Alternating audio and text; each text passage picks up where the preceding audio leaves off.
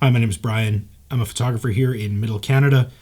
In episode 1 of this kit lens series, I talked about how you can get some great photos just using whatever camera you have and your kit lens that came with your camera. Today we want to take that a little bit of a step further, and we want to talk about what you can do by adding just a little bit more of equipment to get some really professional looking shots.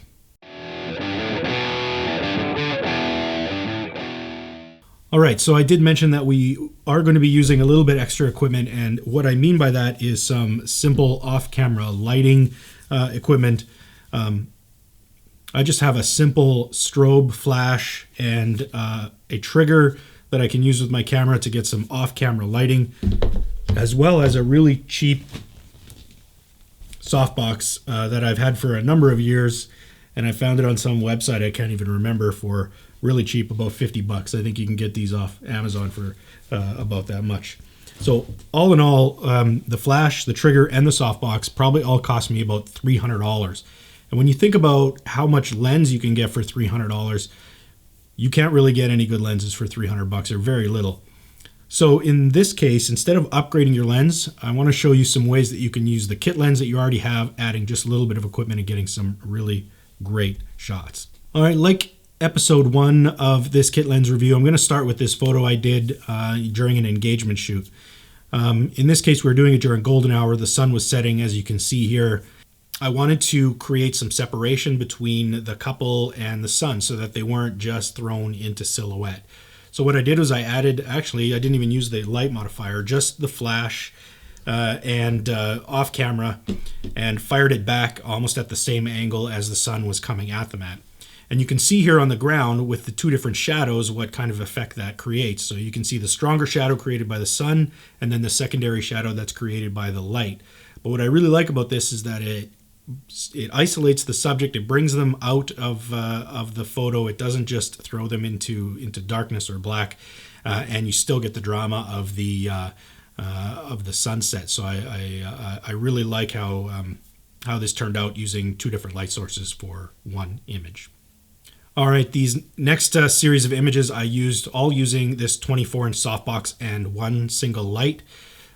So my camera settings for some of this are very common. I'll use the lowest ISO setting, so about 100 ISO, f8, and about 1/200th of a second on my shutter speed. And what that does is it basically kills all of the ambient light inside of a building, generally speaking. So it may not do that outdoors, but generally inside, you're going to be able to kill all the light by using those settings. So why I use 1/200th of a second, or even in some cases 1/250th of a second, is that most cameras, specifically DSLR cameras, actually have a sync speed or a maximum sync speed. And usually those run into that 1/200th to 1/250th of a second range. If you go higher than that, part of your frame actually goes black because the flash doesn't fire fast enough to sync properly with the shutter in your camera.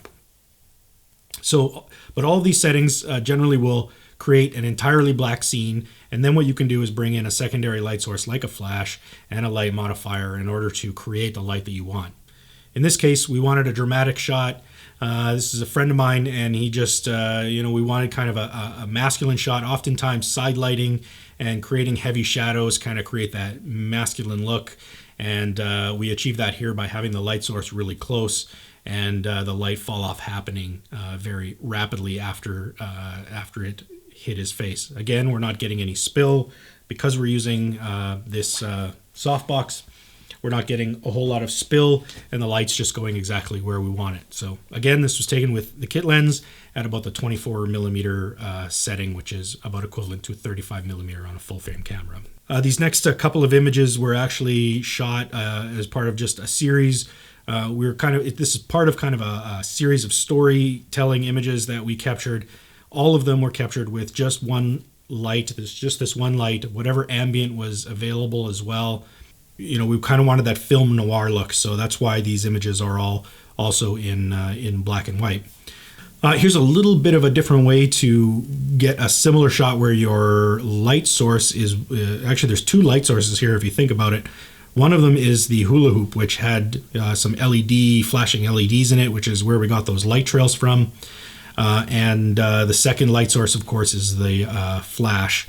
So again, this is using the kit lens. Instead this time of using the camera settings in order to kill the ambient light in the room, we actually physically killed the ambient light in the room. So the room was black when we started, when we were shooting, and I had to pre-focus the camera, lock it off on a tripod, and then we used the rear flash sync speed setting, or the rear flash setting, rear curtain flash, that's what it's called, in the camera. And what that means is that it fires the flash at the end of the exposure time instead of at the beginning. So this is a 1 second exposure that I use for this.